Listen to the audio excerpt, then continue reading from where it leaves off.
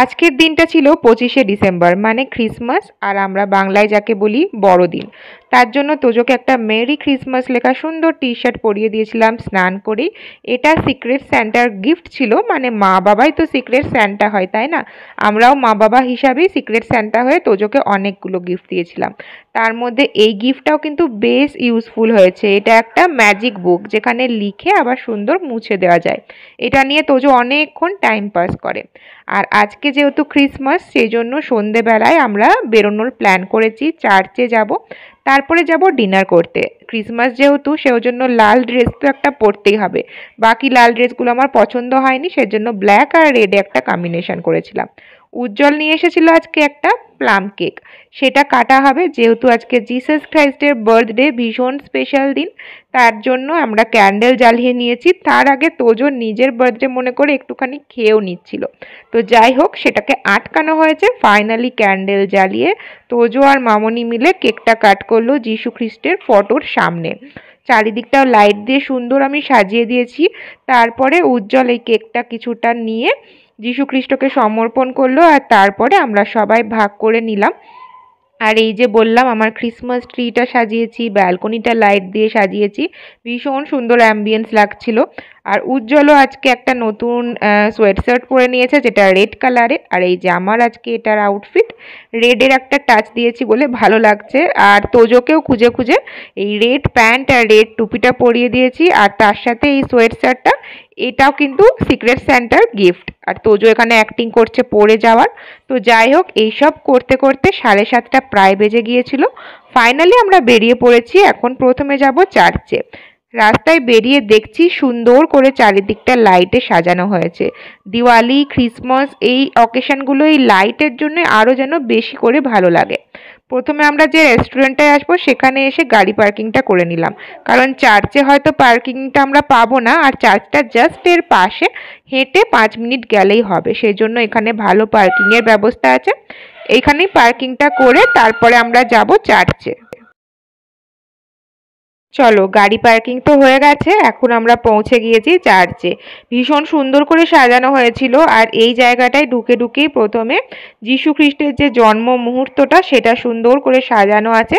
তার সাথে অল্পের ওপর দিয়ে গল্পটাও লেখা আছে। বেথলেহেমের গোয়াল ঘরে মা মেরি আছে, আর আছেন ছোট্ট যীশুর জন্ম হয়েছে। তোজোকেও সেটা দেখিয়ে একটু গল্পটা বলছিলাম। তারপরে একটু ঘুরে ঘুরে দেখছিলাম চার্চে এত সুন্দর লাইটিং করেছে। এই বিশাল বড় একটা ক্রিসমাস ট্রি করে সেটাকে ডেকোরেশন করেছে।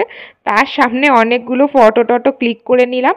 ফটোগুলো দেখতেও লাগছিল ভীষণ সুন্দর। আর ফটো আমি যেখানেই যাই সেখানে অনেক ফটো তুলতে ভালোবাসি। সেগুলোকে আমি রেখে দিই, সেগুলো পরে বিশেষ করে ফেসবুকে রেখে দিই আর কি, কারণ ফেসবুক যে মেমোরি করে আবার ফিরিয়ে দেয় জিনিসগুলো, সেটা আমার দেখতে ভীষণ ভালো লাগে। হারিয়ে যাওয়ার কোনো ভয় থাকে না। আর মেমোরি যত ফটো হিসাবে ক্যাপচার থাকে, ততই সেটা যেন মনে গাঁথা থাকে। আর চার্চে এইবার আমরা যাচ্ছি ওপরে, দোতলায় চার্চটা। চার্চে এলেই চারিদিকটা ভীষণ শান্ত থাকে। ওভার ক্রাউডেড জায়গা একদমই ভালো লাগে না। বিশেষ করে চার্চ যদি ওভার ক্রাউডেড হয়ে যায়, একদমই সেটা ভালো লাগে না। তো এটা একদম ফাঁকা সুন্দর ছিল। ভেতরটাও সুন্দর করে লাইট দিয়ে সাজানো আছে। সকালবেলায় আসলে প্রেয়ার হতো, সেখানে জয়েন করা যেত। এখন প্রেয়ার না হলেও এখন ক্যান্ডেল দেওয়া যাচ্ছে, সবাই বসে আছে। যেহেতু জায়গাটা শান্ত, ওই জন্য বসে থাকতেও ভালো লাগছিল। আর তোজো এই যে তার নতুন বন্ধুকে পেয়ে ভীষণ খুশি। আমরা ডিনারে গিয়েছিলাম, আমাদের একটা ফ্রেন্ডের ফ্যামিলি, তারাও গিয়েছিল একই সাথে। তাদেরই একটা ছোট্ট বাচ্চা আছে, তার সাথে তোজোর ভীষণ ভাব হয়েছে। তো ফাইনালি আমরা চলে এসেছি রেস্টুরেন্টে।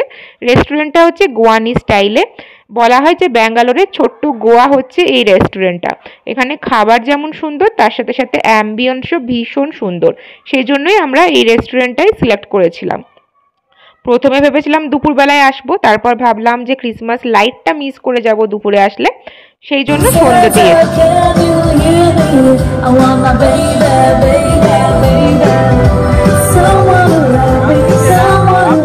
সন্ধেবেলায় এসে কিন্তু ভালোই করেছিলাম, কারণ এত লাইট, এত সুন্দর মিউজিক, এগুলো আমরা সকালবেলায় আসলে পারতাম না আসলে।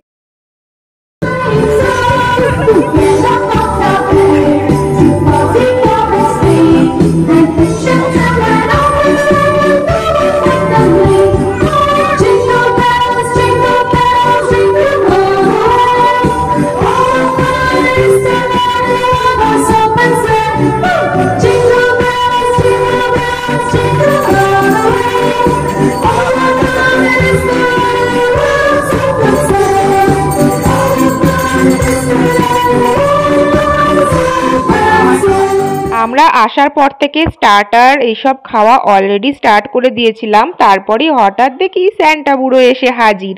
সেই জন্য বাচ্চাগুলোকে আবার নিয়ে গিয়েছিলাম যেখানে মিউজিক হচ্ছিল, ক্যারল হচ্ছিল, সেইখানে স্যান্টার হাত থেকে সুন্দর চকলেটটা কিন্তু নিয়ে নিয়েছে। আর তারপরে যখন স্যান্টা হ্যান্ডশেক করতে যাচ্ছে তখন আর করছে না, যদি চকলেটটা আবার নিয়ে নেয়। সেই জন্য ওখানে দাঁড়িয়ে দাঁড়িয়ে খেতেই ব্যস্ত। তারপরে একটু ডান্স টান্সও হলো। এইটা হচ্ছে তোজোর ব্যাঙ্গালোরে ফার্স্ট ক্রিসমাস। আগে করোনা পিরিয়ডে তো ব্যাঙ্গালোরে ছিলাম, তবে সেলিব্রেট করা হয়নি। তারপর 2 বছর বাড়িতে ছিলাম, সেখানে সেরকমভাবে ক্রিসমাসটাকে সেলিব্রেট করা হয়নি।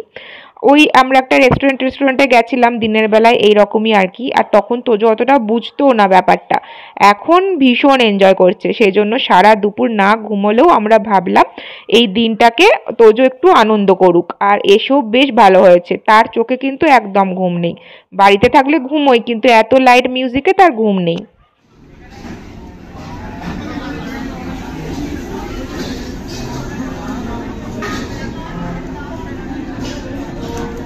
আমরা অর্ডার করেছিলাম রেড ওয়াইন। ক্রিসমাসে রেড ওয়াইন না হলে কি চলে? আর সেটা এত সুন্দরভাবে নিয়ে এসেছিল, তো সেটার ভাবলাম একটু ভিডিও করি। তারপরে আমরা অর্ডার করেছিলাম ফিশ অ্যান্ড চিপস, আরও অনেক কিছু স্টার্টার যেগুলোর ভিডিও আর তোলা হয়নি। আর তার সাথে করেছিলাম হচ্ছে হোল চিকেন গ্রিল। আর এটা ভীষণ টেস্টি বানিয়েছিল খেতে। বাদবাকি খাবারগুলো খেতেই আমরা এত ব্যস্ত ছিলাম যে ভিডিও করা হয়নি। আর ভীষণ খাবার কোয়ালিটি খুবই ভালো।